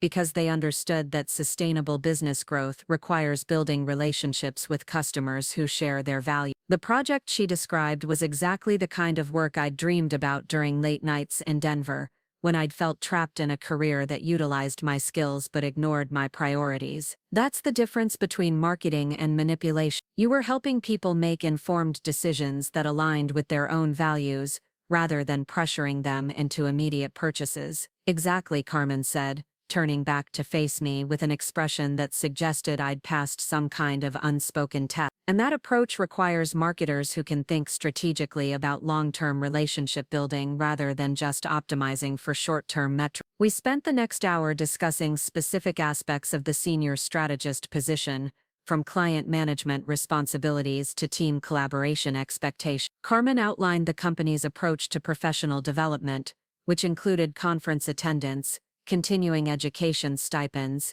and quarterly goal-setting sessions designed to ensure that individual career growth aligned with organizational mission. The salary range she mentioned was comparable to what Brand Forward had been offering, but the benefits package included elements I'd never encountered at traditional agencies. Unlimited vacation time with the expectation that people would actually use it. Profit-sharing arrangements that ensured everyone benefited from successful campaigns. Mental health support that went beyond basic insurance coverage, to include meditation training and stress management resources. We've learned that doing meaningful work doesn't automatically prevent burnout, Carmen explained. If anything, people who care deeply about their projects can be more susceptible to overcommitment and exhaustion. Building sustainable practices is just as important for employees as it is for our clients. The conversation felt less like a job interview and more like a philosophical discussion about how to build a career that reflected personal values while meeting professional obligations. Carmen asked about my experience with remote work, my preferred communication styles, and my thoughts on giving and receiving feedback in collaborative environments. But she also wanted to know about my hobbies, my volunteer activities, and what I did to maintain perspective when work became stressful. Ryan will be your direct supervisor if you decide to join our team, she said as our conversation began winding down. He's been instrumental in developing our approach to data-driven storytelling, and I think you two would work well together on the kinds of complex campaigns that require both analytical thinking and creative problem solving. The mention of Ryan's role reminded me that accepting this position would mean working closely with Jessica's ex-boyfriend, a dynamic that would inevitably complicate family relationships that were already strained beyond recognition. But it would also mean collaborating with someone who'd witnessed Jessica's professional behavior and chosen to offer alternatives rather than enable her continued manipulation. I'd like to offer you the position, Carmen said, her words carrying the kind of straightforward honesty that had characterized our entire conversation. Not because you're available, but because I think you'd bring exactly the kind of perspective and skills that would strengthen our team. The offer hung in the air between us like a bridge I'd been afraid to believe might actually exist. After months of rejection letters and awkward interviews, Someone was choosing to invest in my potential rather than focusing on my perceived limitation. Carmen was offering not just employment, but the opportunity to build something meaningful with people who shared my values about the intersection between business success and social responsibility. I'd love to accept, I said, the words emerging with more confidence than I'd felt in months. When would you like me to start? How about Monday? Carmen suggested. That gives you the weekend to celebrate and prepare, and us time to set up your workspace and schedule initial meetings with the team. We shook hands on the agreement, and I found myself wondering if this was how career breakthrough was supposed to feel, not like dramatic victory over adversity, but like finally finding people who understood what you were trying to build and wanted to help you build it. Carmen walked me to the elevator, chatting about logistical details and expressing genuine enthusiasm about the projects we'd be working on together. The ride down to street level felt like descending from a mountaintop where the air was clearer and the view extended farther than I'd imagined possible. I'd started the week desperate for any opportunity that might validate my professional competence, but I was ending it with a position that aligned with my deepest values about meaningful work and authentic relationships. My phone buzzed with a text message as I walked back to my car. The number was Jessica's, and the message was characteristically brief. Heard you met with some startup this morning. Hope you're not making decisions based on emotions rather than practical consideration. The passive-aggressive tone was vintage Jessica, simultaneously expressing concern while implying that my judgment couldn't be trusted without her guide. She was already positioning herself as the voice of reason in contrast to my supposedly impulsive decision-making, probably preparing to share her version of events with our parents during Sunday dinner. Instead of responding immediately, I sat in my car and called Ryan. He answered on the first ring, his voice carrying the kind of anticipation that suggested he'd been waiting to hear about my meeting with Carmen. How did it go? He asked. She offered me the position, I said, still processing the reality of having actual career prospects again. I start Monday morning. That's fantastic. Carmen doesn't make offers lightly, especially for senior-level positions. She must have been really impressed with your background and approach. His enthusiasm felt genuine, devoid of the competitive undertones that characterized most professional interactions in Austin's marketing scene. Thank you for making the introduction. I know this situation with Jessica makes everything more complicated, but I want you to know that I'm accepting this position because it's right for my career, not because of personal dynamics. Ryan was quiet for a moment and I could hear traffic in the background, suggesting he was probably walking between meetings or heading to lunch. I appreciate you saying that, but I also want to be honest about something. Part of my motivation for reaching out to you was personal. Watching Jessica sabotage your interview reminded me of all the ways she'd undermined my confidence during our relationship. His admission carried the weight of someone who'd decided that honesty was more important than maintaining comfortable illusions. But mostly I was angry about watching a qualified professional get treated badly because of family politics. Carmen's agency is built on the principle that good people deserve opportunities to do meaningful work, regardless of their personal connections or lack thereof. The conversation felt like a necessary acknowledgement of the complex motivations underlying my new opportunity, but also a commitment to building something professional and collaborative, despite the personal history that had brought us together. I'm looking forward to working with you, I said, and to proving that Jessica's assessment of my capabilities was completely wrong. I have no doubt about that, Ryan replied. See you Monday morning. Carmen's probably already planning your first project assignment. After hanging up, I sat in my car for a few more minutes, watching Austin's downtown energy unfold through my windshield. Young professionals walked past carrying coffee and conversation, their purposeful strides suggesting they knew exactly where they belonged and what they were building. For the first time in months, I felt like I might actually be one of them. The drive home to Cedar Park felt different than it had 24 hours earlier. Instead of carrying the weight of professional failure and family disappointment, I was carrying news that would validate my parents' faith in my potential while simultaneously challenging their assumptions about family loyalty and sisterly support. The conversation at dinner tonight would require careful navigation, but it would also provide an opportunity to demonstrate that I was capable of building my own opportunities, rather than waiting for permission from people who didn't believe in my capability. My phone rang as I turned into my parents' neighborhood, displaying my mother's number. She was probably calling for an update about this morning's meeting, having spent the day wondering whether her younger daughter was making progress toward financial independence and professional satisfaction. "Hi, Mom," I answered, pulling into the driveway next to my father's pristine Camry. "Maya, how did your meeting go this morning? I've been thinking about you all day." Her voice carried the kind of maternal concern that made me grateful for parents who'd always prioritized their daughter's happiness over social expectations or conventional measures of success. "It went really well. Actually, I was offered a position with a marketing agency that specializes in working with socially responsible companies." "That's wonderful news.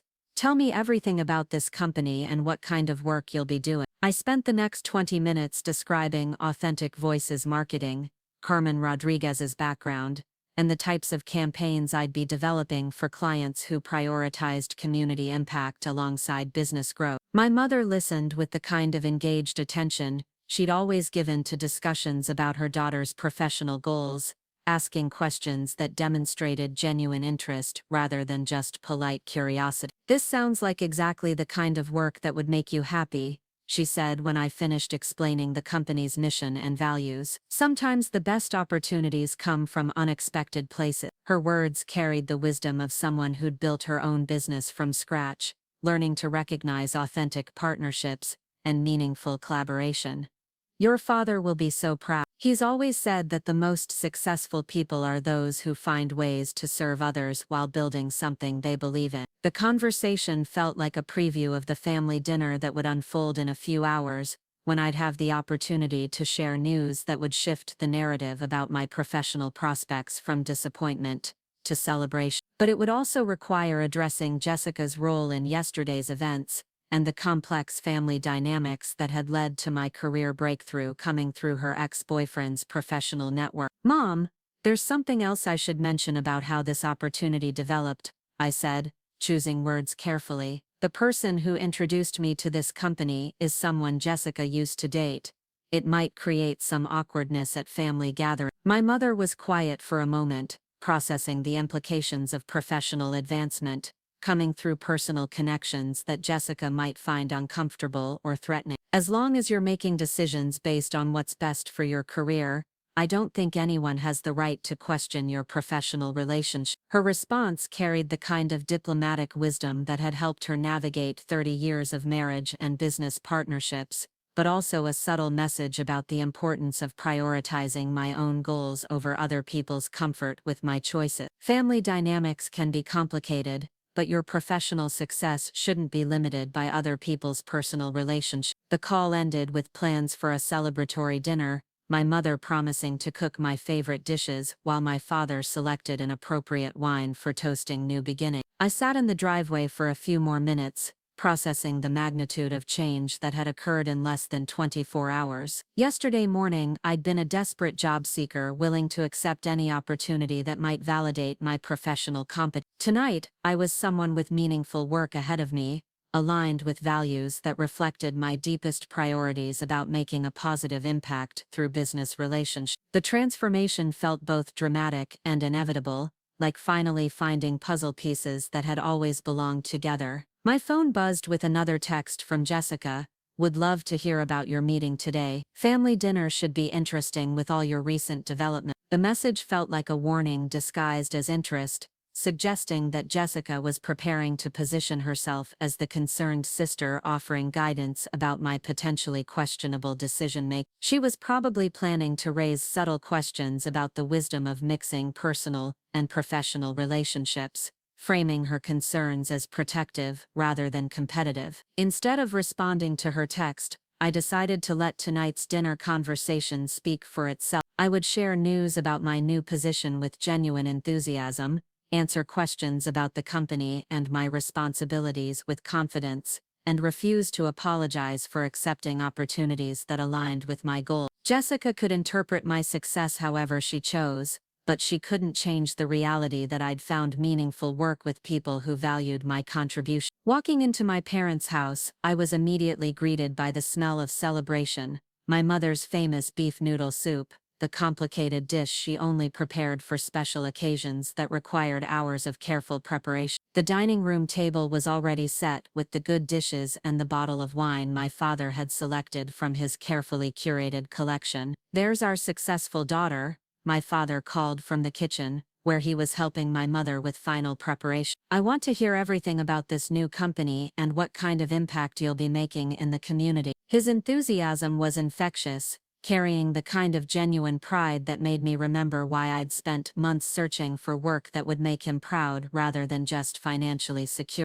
Robert Chen had built his dental practice around the principle that professional success meant serving others while maintaining personal integrity, values that aligned perfectly with Authentic Voices marketing's approach to client relationship. The evening unfolded exactly as I'd hoped, filled with detailed discussions about sustainable marketing, social impact campaigns, and the opportunity to build something meaningful with people who shared my priorities about authentic business relationship. My parents asked thoughtful questions about the company culture, my responsibilities, and the long-term career growth potential, treating my new position as a legitimate professional achievement rather than a consolation prize for failing to land a more prestigious opportunity. When Jessica arrived for dinner an hour later, she found a celebration already in progress. My parents toasting my new position while I described the kinds of campaigns I'd be developing for clients who prioritized community impact alongside business growth. Her expression shifted through several emotions as she processed the scene: surprise at finding me genuinely happy rather than defeated, confusion about how I'd managed to secure meaningful employment so quickly, and something that might have been concern about losing control over the family narrative about professional success. "Congratulations on your new position," she said, settling into her chair with the kind of careful smile that suggested she was still calculating how to respond to unexpected developments. "This agency sounds very idealistic. I hope their business model is sustainable enough to provide long-term career stability." The comment was vintage Jessica, simultaneous supportive and undermining, acknowledging my achievement while raising questions about its practical viability. But tonight, surrounded by parents who were genuinely excited about my opportunity to do meaningful work, her skepticism felt powerless to diminish my confidence about the choice I'd made. "Carmen Rodriguez has been building Authentic Voices for 5 years," I replied, meeting Jessica's eyes with steady confidence. "They've grown consistently while maintaining their values about authentic client relationships. It's exactly the kind of company I've been hoping to find." The rest of dinner proceeded with the kind of careful conversation that characterized family gatherings when underlying tensions required diplomatic navigation. My parents asked Jessica about her work at Brand Forward, listening politely while she described recent client victories and upcoming projects. But their attention kept returning to my new position, their questions suggesting genuine excitement about the opportunity I'd found to align professional skills with personal value. Later that evening, after Jessica had left and my parents had settled into their nighttime routines, I sat in my childhood bedroom processing the magnitude of change that had occurred in just 2 days. Wednesday morning, I'd been a desperate job seeker whose own sister had sabotaged her career prospects. Friday night, I was someone with meaningful work ahead of me, aligned with values that reflected my deepest priorities about making a positive impact through authentic business relationships. The transformation felt both dramatic and inevitable, like finally finding the courage to build something that had always been possible but never felt accessible. Jessica's sabotage had felt devastating in the moment, but it had also forced me to examine what I actually wanted from my career rather than what I thought I should want. Her betrayal had introduced me to people who valued different qualities than traditional corporate environments, prioritized, leading to opportunities that aligned with my authentic goals rather than conventional measures of professional success. My phone displayed a final text message from Ryan: "Looking forward to working with you on Monday. Carmen's already planning your first project, something involving sustainable fashion and community education. Right up your alley." The message felt like a promise about the week ahead, filled with collaborative work that would utilize my skills while contributing to positive change in the community. I'd spent months searching for validation from people who didn't understand what I was trying to build, but now I'd found colleagues who shared my vision about the intersection between business success and social responsibility. Jessica had been right about one thing: family connections in professional settings could create complicated dynamics that required careful navigation. but she'd been wrong about assuming that those complications would always work in her favor. Sometimes family sabotage creates opportunities for people to demonstrate exactly the kind of resilience and integrity that employers actually value. As I prepared for sleep, I realized that I wasn't angry with Jessica anymore. Her sabotage had revealed the limitations of her understanding about what constituted meaningful success, but it had also forced me to clarify my own priorities about authentic professional relations. She'd tried to destroy my career prospects, but she'd actually helped me find work that aligned with values I'd been afraid to prioritize over conventional ambition. Monday morning would begin a new chapter in my professional life, built around collaboration with people who understood that marketing could be a force for positive change rather than just profit maximization. I'd found my place in Austin's creative community, not despite Jessica's interference, but because her betrayal had forced me to look beyond traditional corporate environments toward opportunities that reflected my authentic goals. The sweet taste of revenge wasn't about destroying Jessica's career or relationships. It was about building something meaningful that proved her assessment of my capabilities had been completely wrong. Sometimes the best response to family sabotage is simply succeeding in ways that render their limitations irrelevant. Walking into Authentic Voices Marketing on Monday morning felt like stepping into a parallel universe where work environments were designed for actual human beings rather than corporate efficiency metrics. The converted warehouse buzzed with creative energy that felt genuine rather than manufactured. From the living walls of plants that purified the air to the collaborative workspaces, where teams gathered around reclaimed wood tables discussing campaigns that actually matter. Carmen Rodriguez met me at the elevator with 2 cups of locally roasted coffee and the kind of genuine smile that suggested she was as excited about my first day as I was. "Welcome to the team," she said, handing me a ceramic mug with the company logo etched in simple, elegant lettering. "I thought we'd start with a tour, then introduce you to the project that's going to be your baptism by fire." The tour revealed a workplace that had been designed around the radical concept that people did their best work when they felt valued and inspired. Each department occupied spaces that reflected their specific needs. The creative team worked in an open area with natural light and movable furniture that could be reconfigured for brainstorming sessions, while the analytics team had quieter corners with multiple monitors and soundproofing that allowed for deep concentration. The kitchen was stocked with organic snacks and a coffee bar that would have made most cafes jealous, but what impressed me most was the meditation room where employees could decompress during stressful deadlines. We learned early that sustainable business practices have to include sustainable work practices. Carmen explained as we walked past a conference room where a team was presenting campaign ideas to a client via video call. "Burnout doesn't produce better results. It just produces exhausted people who eventually leave for competitors or start their own agency." My workspace was a corner desk with windows overlooking East Austin's artistic district, surrounded by colleagues who looked up from their laptops long enough to offer genuine welcomes and invitations to join the lunch group that explored different food trucks every day. Ryan appeared at my elbow as I was setting up my computer, carrying a stack of folders and wearing the kind of focused expression that suggested he'd been preparing for this moment since Friday afternoon. "Ready to dive into your first project?" he asked, settling into the chair next to my desk with the ease of someone who'd learned to balance professional collaboration with personal history. Carmen wasn't kidding about the baptism by fire. We just landed a client who needs a complete brand overhaul in 6 weeks. He opened the top folder to reveal a proposal from EcoThreads, a sustainable fashion startup founded by 2 University of Texas graduates who'd spent the past 3 years building a supply chain of organic cotton farmers and ethical manufacturing. Their business model was impressive: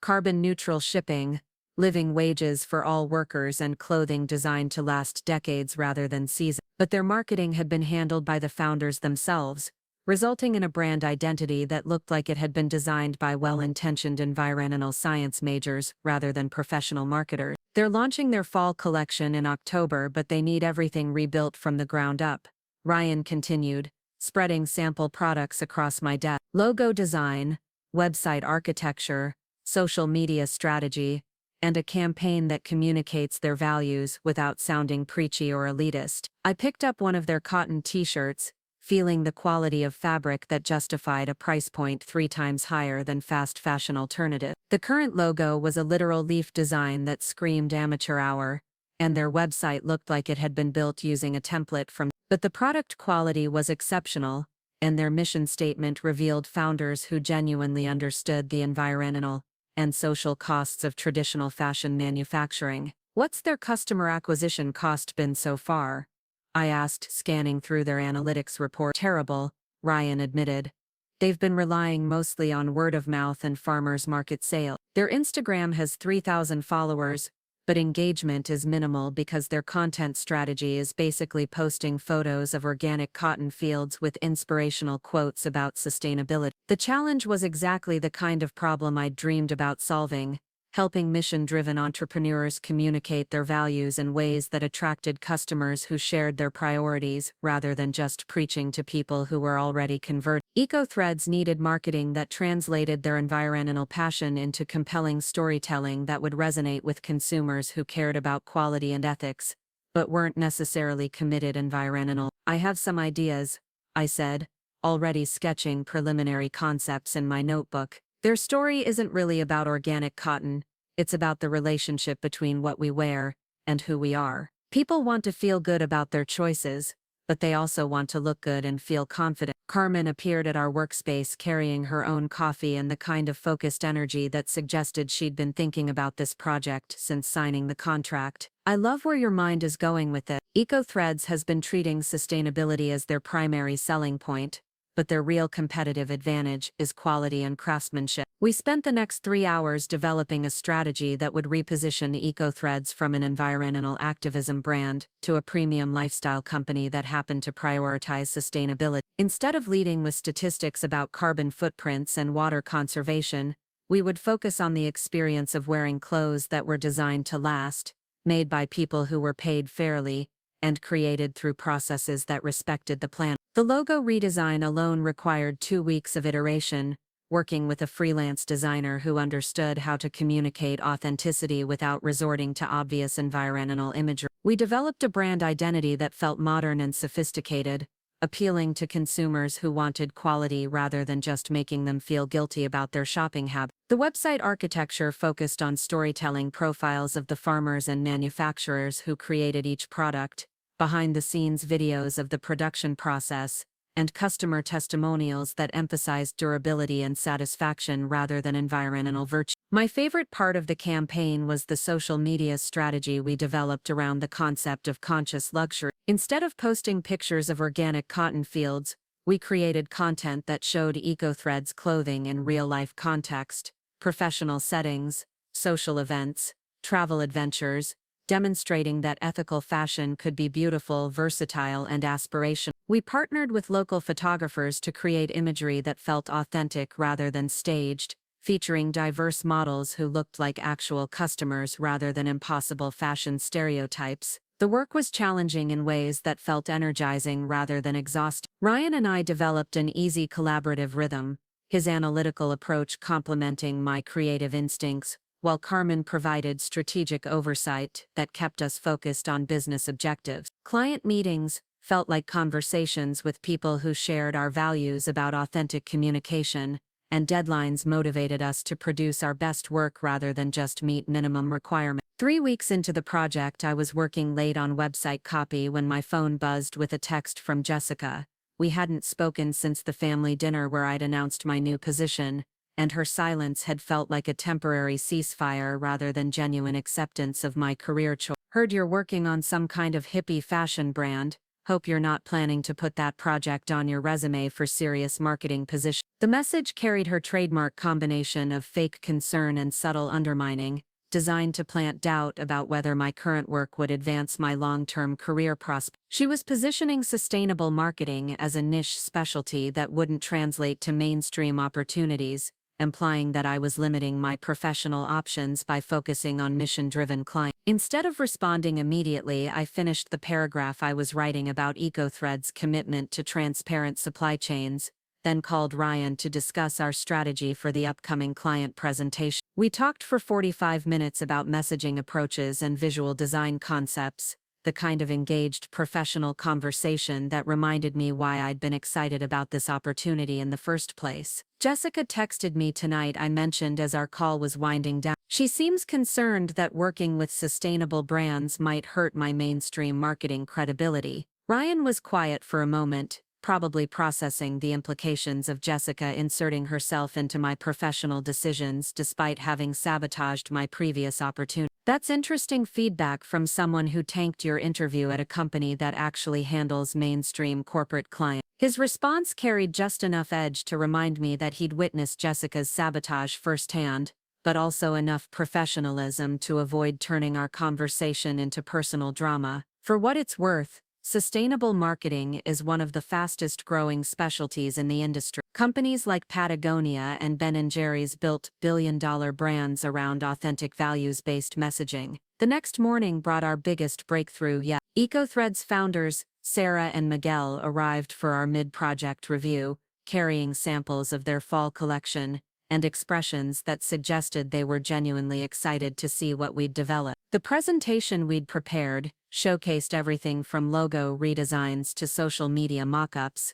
demonstrating how strategic messaging could transform their amateur aesthetic into something that looked professionally competitive. "This is exactly what we've been trying to communicate," Sarah said, studying the website layouts we'd created. "You've captured the feeling we want customers to have when they wear our clothes: confident, stylish, and aligned with their value." Miguel nodded enthusiastically, flipping through our social media strategy documents. "We've been so focused on educating people about environmental issues that we forgot to show them why our clothes would make them feel good about themselves." Carmen had been quietly observing the client reaction, but her smile suggested she was pleased with how the presentation was being received. Maya's insight about positioning this as conscious luxury rather than environmental activism was exactly what your brand needed. She understood that your customers want to feel sophisticated, not lectured. The validation felt incredible, but what impressed me most was how naturally the collaborative process had unfolded. Working with Ryan,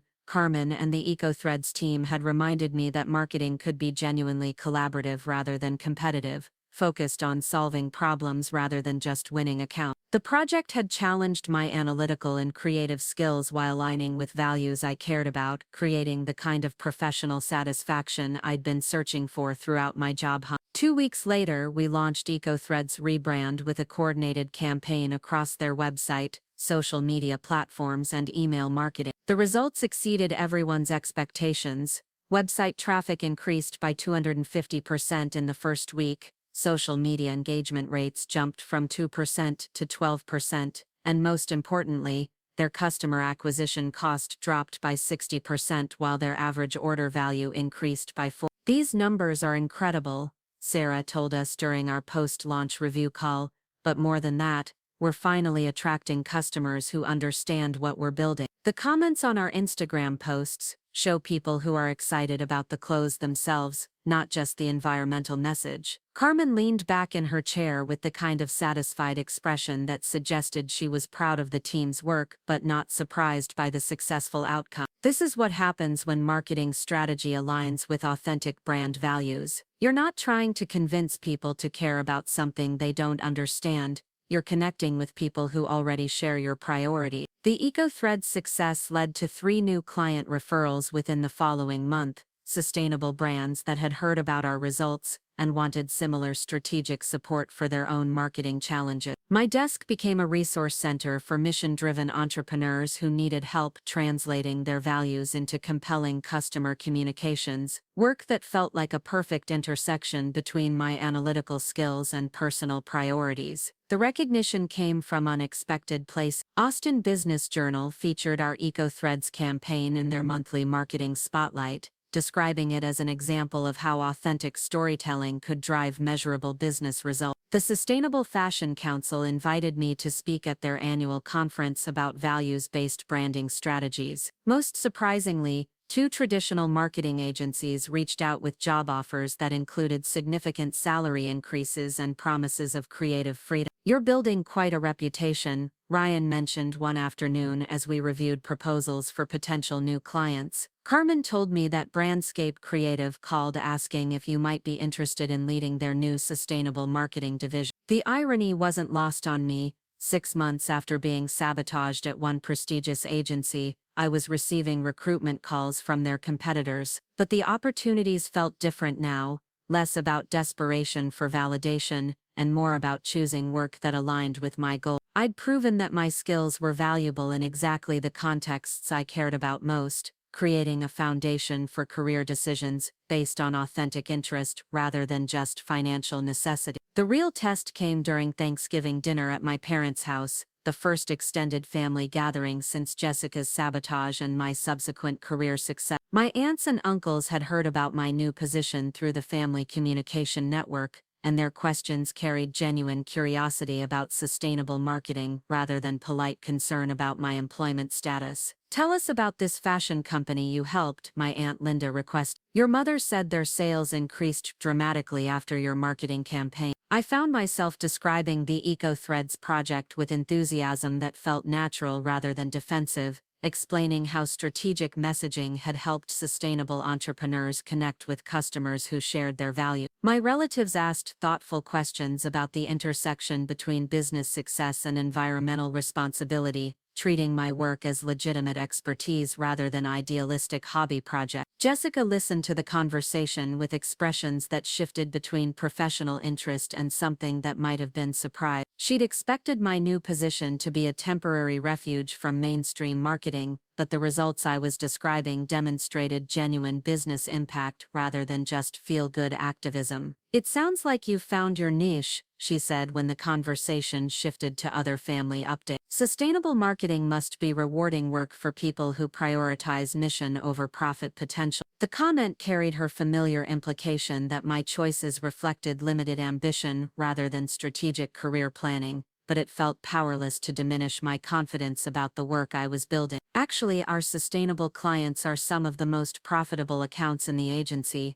I replied. "Conscious consumers are willing to pay premium prices for products that align with their value." The rest of dinner proceeded without incident, family conversations flowing around topics that didn't require anyone to acknowledge the professional dynamics that had shifted over the past 6 months. But I caught my parents exchanging satisfied glances when they thought no one was watching, their expressions suggesting pride in both daughters' professional achievements rather than disappointment about family conflict. Later that evening, as relatives were preparing to leave and dishes were being cleared from the dining room, Jessica approached me in the kitchen where I was helping my mother package leftover food. "I owe you an apology," she said quietly, her voice carrying an unusual combination of humility and calculation.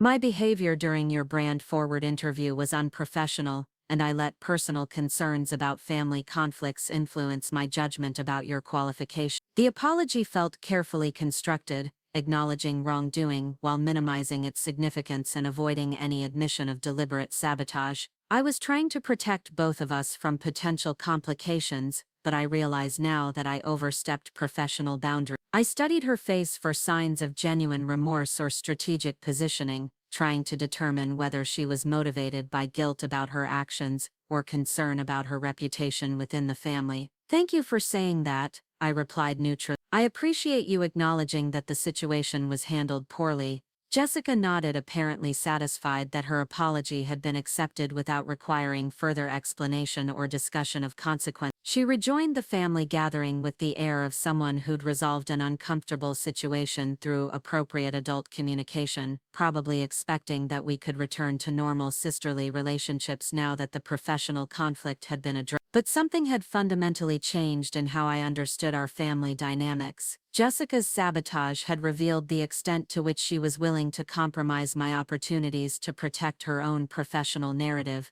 and her apology felt more like damage control than genuine accountability. I could forgive her actions, but I couldn't forget the calculation that had motivated them. The real transformation was in my own relationship with professional success and family expectations. 6 months ago, I'd been desperately seeking validation from people who didn't understand what I was trying to build. Now I was confident about my skills, excited about my work, and clear about my values regarding authentic professional relations. Jessica's sabotage had forced me to clarify my priorities and find colleagues who shared my vision about meaningful work. As the holiday weekend concluded and I prepared for another week of strategic planning and client collaboration, I realized that the sweetest revenge wasn't about damaging Jessica's career or relation. It was about building something meaningful that proved her assessment of my capabilities had been completely wrong. She'd tried to eliminate me as competition, but she'd actually helped me find work that aligned with my authentic goals rather than conventional ambition. Monday morning brought new project proposals, client success stories, and opportunities to develop marketing strategies that created value for mission-driven entrepreneurs. Carmen had approved my request to lead a workshop about sustainable branding at the local entrepreneur meetup,